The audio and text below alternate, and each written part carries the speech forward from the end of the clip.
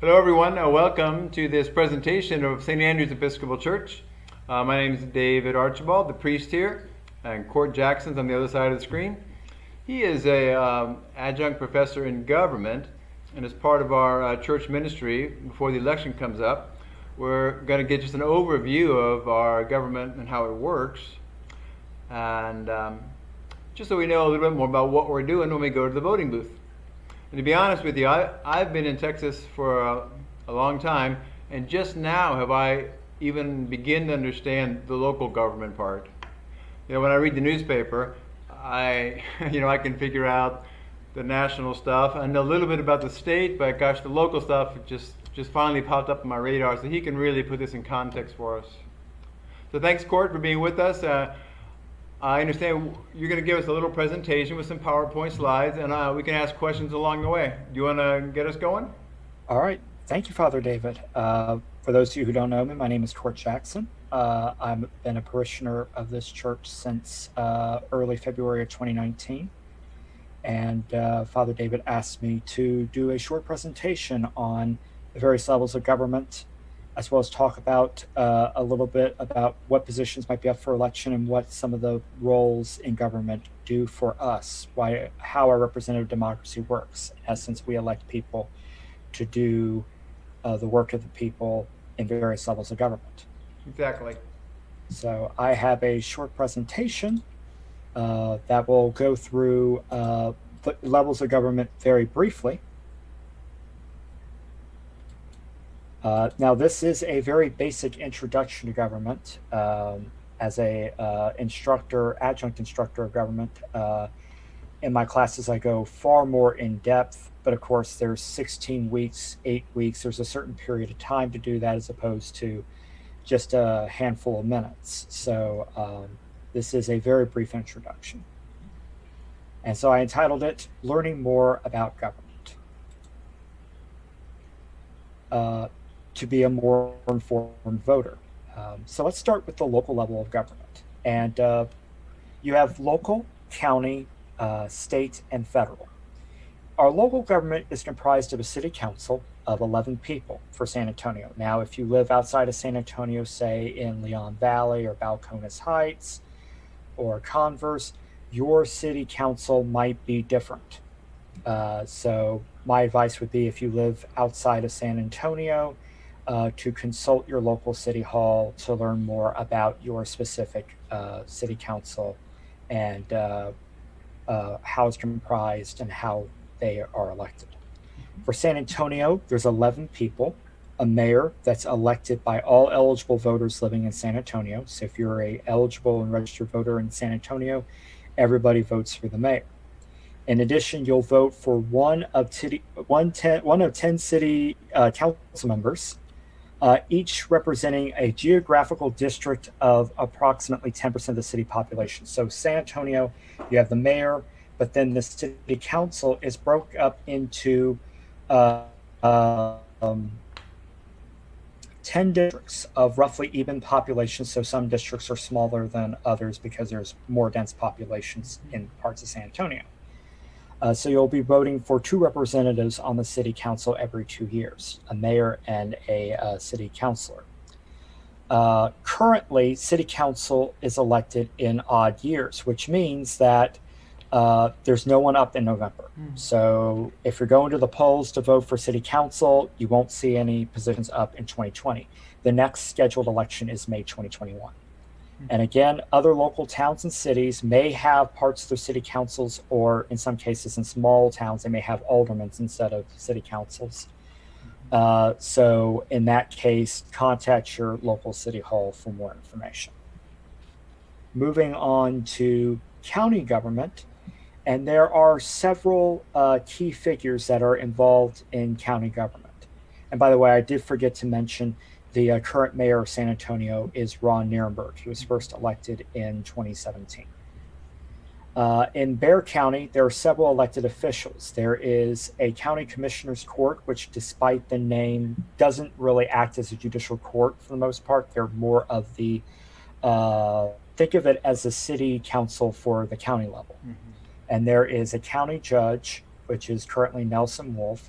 and 4 county commissioners, each representing a geographic district that's approximately 1/4 of the population of the county.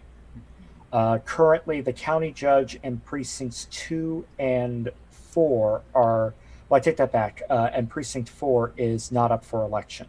Precinct 2 is under a special election, which is an election because the incumbent unfortunately passed away at the time that was last elected in 2018. Paul Elizondo passed away, and now there has to be a special election to fill the balance of that term. Precincts 1 and 3 are normally up during this particular election year in 2020. We have a sheriff who is up for election.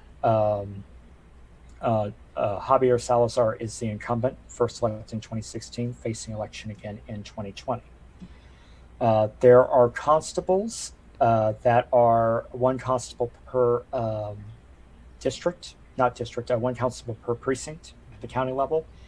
And I believe currently constables for precincts 1 and 3 are up, and then 2 is up in a special election because the incumbent resigned due to resign to run laws for a different office. The incumbent ran for a different office, so she had to resign, thus triggering a special. The previous incumbent resigned, so it triggered a special election there as well.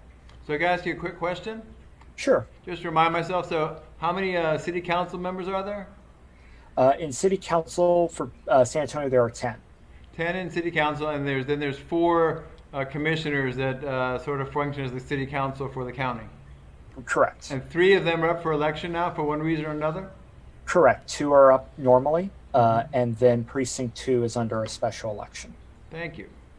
By the way, I always thought it was so funny that you elected the sheriff. I was like, God, that's so odd, but that's how it works. I always think of like the law enforcement as somebody you hire, but no, you actually, that's funny, at the county level, you elect the law officer. You elect the chief law officer, which is the sheriff. Now, the sheriff still does hire additional law enforcement officers, and then the San Antonio police people apply to serve on the police force. But the state government, through the Constitution, does mandate the election of sheriffs. Thank you. There are also clerks. There's usually at least a county clerk, and in some cases, Bexar County, being as populous as it is, does also have a district clerk. They basically do the work of city, not city government, but county government, as well as keeping records for the district courts that are within the that are serving the geographic boundary lines of Bexar County. From my understanding, the clerks were last up for election in 2016, so they are not up, they were up for election in 2018, so they're not up this year, from my understanding.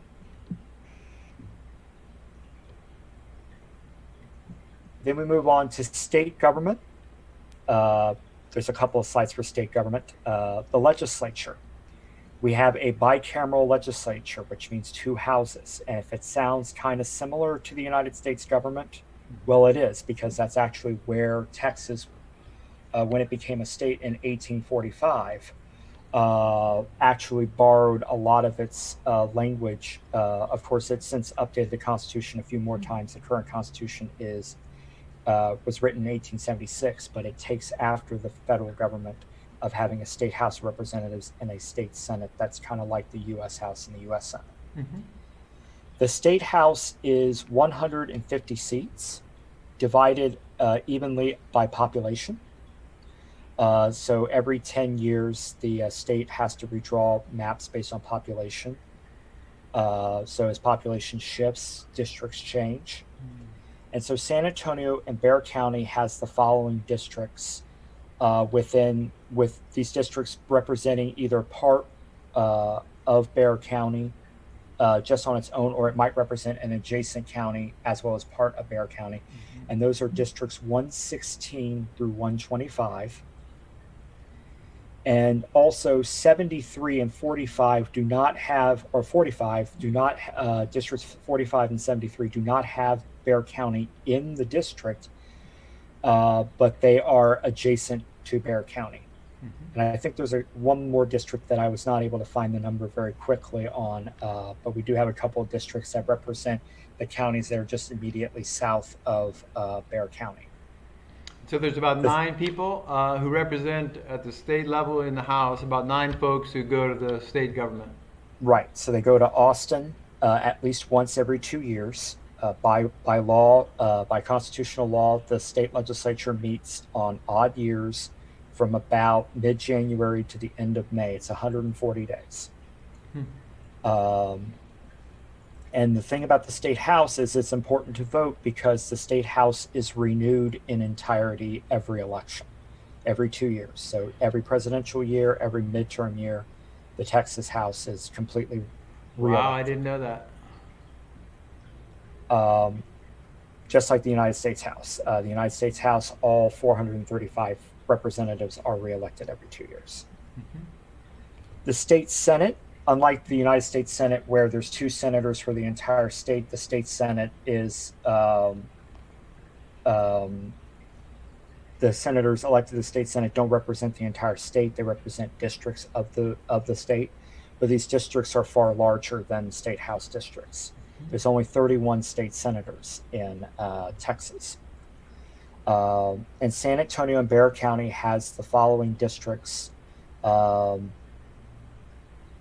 District 26 is completely coterminous within Bexar County.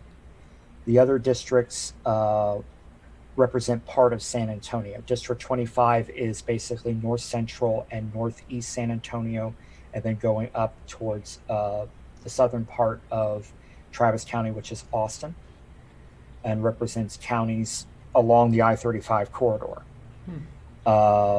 District 21 represents a southern portion of San Antonio and Bexar County, and then moves south along South 35 towards Laredo. And then District 19 is actually the largest state Senate district in Texas. It represents the northwestern and western parts of Bexar County, going all the way out to just shy of El Paso. So it is a very large district land-wise. The thing about the state Senate is state senators are elected for 4-year terms. So for the most part, only half the Senate is elected every 2 years. There is a quirk, very quickly. In a year ending in 2, after redistricting, the entire Senate is up for election, but then they break down the terms where half the Senate will face a 2-year term immediately, and then half the Senate will face a 4-year term. So essentially, half the Senate goes into a 2-year term, 4-year term, 4-year term, and then the next election following the census, and then half the Senate does 4-year term, 4-year term, 2-year term, census. I thought the It's a vestry little. was complicated. Now I know. It's very complicated, but in normal years, only half the Senate is up. That's why they do it that way. Yeah. You renew the Senate after a census, and then you set everyone up to eventually get into a 4-year cycle. And so right now, Uh, coming up this November, there are 3 senators up for election in our Correct. area. 19, the current incumbent Pete Flores is running for re-election. 21, Judah Saffarini, the current incumbent, is running for re-election, and 26, Jose Menendez is running for re-election. So all 3 of them are incumbent held seats. And then in the state house, from my understanding, in all of those seats, including the seats in districts 73 and 45, all of them are incumbents running for re-election. Thank you. So there are no open seats in these particular elections. Everyone has an incumbent, from my understanding. We also have an executive and judicial branch in state government, and one difference between the federal government and the state government is in the federal government, the judiciary is appointed. The president makes appointments, the Senate confirms them. But in the state of Texas, we actually elect our entire judiciary. Okay. We actually vote our entire judiciary. Wow. It would take us forever to go through the entire list of who all is Yeah, don't worry about that. in each chamber, as well as what's up, but I can give a summary. We have 2 Supreme Courts in the state of Texas. We're one of two states where we have a separate Supreme Court for civil and one for criminal. Hmm. In a normal election, there are 9 seats in both of those court chambers, and 3 of them are up every 2 years because they run on 6-year cycles. The Court of Appeals, there are 14 geographic courts of appeal that act as the first level appeal between district courts and then the Supreme Courts. San Antonio is in the 4th Court of Appeals, and I think there's a handful of seats that are up in 2020. District courts are distributed by population. Bexar County has some 40 plus district courts. Wow. At the state level, and not all of them are up for election. Some are up this year, some will be up again in 2022 because they're in staggered 4-year cycles. County courts at law and probate courts are created in larger jurisdictions, of which Bexar County has them. Some of them are up for election in 2020, and some are not. Okay. And then justices of the peace are divided up in county based on precincts, kind of like the county commissioners. They actually have the same districts. Yeah. Some justices of the peace are up in Bexar County this year, and some are not. And then the executive branch, for the most part, the executive branch runs on 4-year terms where, for example, governor, like the governor, Greg Abbott, Lieutenant Governor Dan Patrick, they're actually not up for election this time around. They're up in 2022. I see. There are a handful of state executives who are up for election. Some are 4 years, some are 6 years, but they're in staggered terms. So sometimes they come up this year, and sometimes they'll come up in 2022 or 2024. For example, the Railroad Commission.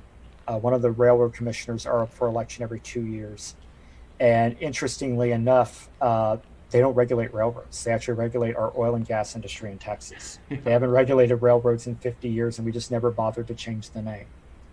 So it really should say it's our Oil and Gas Committee.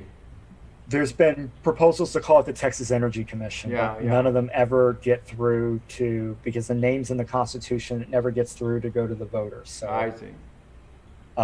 And then, not mentioned on the slide, but we do have a State Board of Education, which is a 15-member geographic district elected board across the state of Texas. Bexar County is either in, it's split almost in half. Half of Bexar County elects the member for District 5. Half elects the member from District 3. District 3 was up in 2018. District 5 is up this year in 2020. And so for positions like the school board, where this county is has a part of the district, do you have to live in that district to vote for that person? Yes, you have to live in that specific district. So if you're living more in southern Bexar County, chances are you won't be voting for a member of the board. If you live in northern Bexar County, chances are you'll be voting for District 5. Well, I can see why the ballots, when you go to the ballot box, are so long, because they have a lot of things to think about. And actually, if you go to bexarcounty.org/elections, I don't think they have it up just yet, but soon they'll have the ability to where you can look up your by your address, and it will give you a sample ballot that has the specific offices you are eligible to vote in. Well, we'll put that in a little bumper tag at the end of the video, so people can find that who's. They put in their zip code, and they'll find everybody that's on the ballot. And then finally, federal government, and there's also a short slide on referenda as well. Okay. But federal government, executive and legislative, we are in a presidential year. Currently, the two major candidates from the Democratic Party is Joe Biden, from the Republican Party is President Donald Trump, as well as several third parties such as Libertarians, represented by Joe Jorgensen, and Greens represented by Howie Hankins, as well as several other smaller third parties as well. The thing about presidential elections is, although we vote in a presidential election, when we look at the ballot, we see the president and vice president's names. We're actually voting for the electors because you may have heard of something called the Electoral College. Hmm. Those 538 people are those who actually determine the president of the United States. But to determine who's going to be in the Electoral College, we actually vote on who the electors are. So basically, each Hmm. candidate selects a slate of electors. It varies state by state, but to simplify it, they select a slate of electors, submit it to the state, and then we go and vote for the candidate that we would want to be president. And whoever gets the most votes in Texas, it's a winner take all proposition in Texas. So Texas has 38 electoral votes.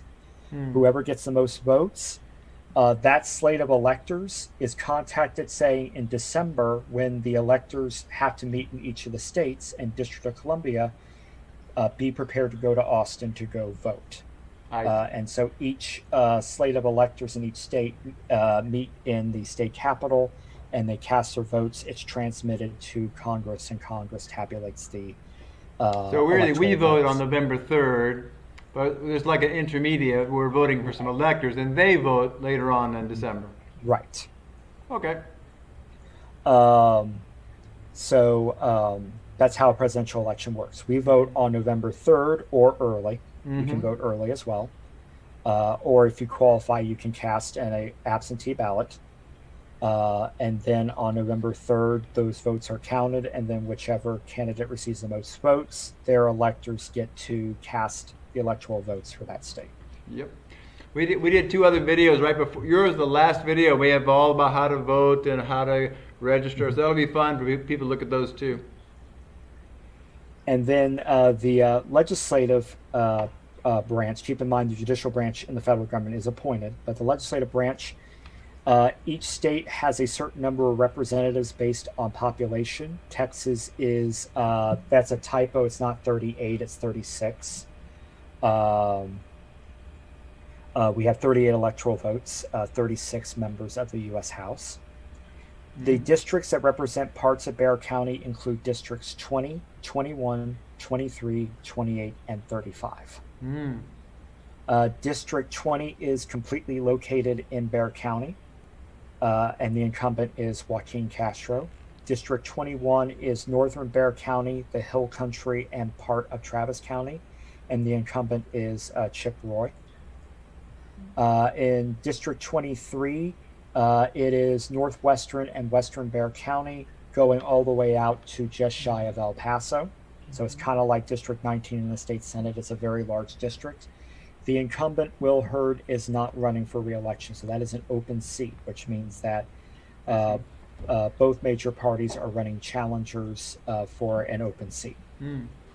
District 28 is represented by Henry Cuellar, and he is running for re-election, and District 35 is represented by Lloyd Doggett, and he is running for re-election as well. Super. And then we have two senators. Each state by the United States Constitution is guaranteed two senators. And one was reelected in 2018, Ted Cruz, so he's not up for reelection until 2024. But John Cornyn, who's actually the more senior of the two senators, meaning he was elected earlier, he was elected all the way back in 2002, he is facing reelection because he was elected in 2002, then again in 08, then again in 2014. And if Yeah. you know that senators serve 6-year terms, you'll know that his term is up in 2020. Wow. And he is, in fact, seeking reelection. I see. And he is facing off against Mary J. Hagar, also known as MJ Hagar. I don't have a complete list of the challengers for districts 20, 21, 23, 28, and 35. And actually, interestingly, what's going on is in one of the parties in 23, I think they're still finalizing the election results because that was actually a very close primary runoff result. So they're still, I think they still might be trying to figure out who won Wow. that particular primary. So that's it. That emphasizes the importance to also vote in primaries. If you have an affinity towards one party or the other, or if you want to participate in one party's primary or the other, it's important to vote because any election can become very close very quickly. So a primary is just when you vote for someone in your party to run in the big election. Right. So primaries determine who advance to the general elections in November. Got it. Well, that's extremely helpful, Kort. You're very welcome. And then finally, I want to touch very briefly on referenda. Every now and then, we have elections throughout the year. For example, you may hear about board elections or school boards hosting referenda for bond elections. Hmm. The Alamo colleges did that as well a few years ago. Um, um, Also, cities can sometimes initiate referenda on how to reallocate tax funds or to allocate unused tax funds. Um, and so, in order to do so, they have to go to the voters. Yeah. And that's what a referendum is basically asking the voters to make a So these are special decision. things that they didn't pass a bill about or at one level of government or another. They just said, everybody in the whole state, let us know what you think about this, right? Uh, Kind of, sort of within the school district Yeah. boundaries I and stuff like misspoke there, that. yeah. But the general idea is correct. Basically, the board or the entity that has the power to spend funds or allocate funds, Mm-hmm. uh, they don't have the power to do that specific action, so they're asking the voters for authorization to do so. I see. Hmm. So, say for example, there's actually a referenda that was supposed to be in May of 2000 that got bumped into November. I believe it is Southside ISD. I could be getting the name wrong because we have Mm-hmm. Southside and Southwest. But their referendum for a school bond election was actually postponed till November. So if you live in some of the school districts, you may have a bond election instead of May. You may have it now in November. Okay. And the city, I believe, actually does have a referenda up in November. You may have seen signs on pre-K for SA Yeah. campaigns for and against. Essentially, there's a referendum on whether or not to sustain the funding for that program or to reallocate it. A yes vote would sustain it. A no vote would require the city to reallocate the funds. Perfect. Well, that was like a whole semester's worth of information in about 25 minutes. So There you go. thank you Yeah, very much. actually it would be about half a semester's worth of state and about a half a semester's worth of federal in Yeah, that's 25 amazing. minutes. Well, is there anything that you want to tell us before we have to leave you for today? Or anything you want to tell us about government or anything you want to leave with us? Um, I will just say the best thing you can do is a short 25-minute presentation might give you an idea of how things work, what positions there are. But it's up to all of us and all of you that are watching to do your due diligence, research the candidates that are running for election. For example, if you go to Ballotpedia, it's actually a great nonpartisan resource that tells you who's running for what office, and also some of the offices that I may or may not have missed in this presentation. And then going to Bear County Elections website or bear.org/elections, or calling them by 210-335-VOTE. You can get more information about who is running for what office as well as how to vote. Great. Of which we also had two esteemed colleagues of our church also have presentations, and I hope you go back and re-review those as well, because those are very handy primers as well. Well, we'll put all those, including this slide, but we'll put all of the websites, which are just 2 or 3 really, on the end of our little bumper tag here for the video, so everybody can find out even more about these elections and how to vote. So thanks, Kort, for taking the time, and it's much appreciated. You're And let me very see, welcome, and thank you anything so much else? for inviting me. It's a very important process to be civically engaged. It's what actually keeps our democracy and our republic running. Absolutely. Well, thanks, Kort. Have a good rest of the day, and I'll see you soon, okay? Thank you for inviting me. You take care, Father David. Okay, bye for now. Bye bye.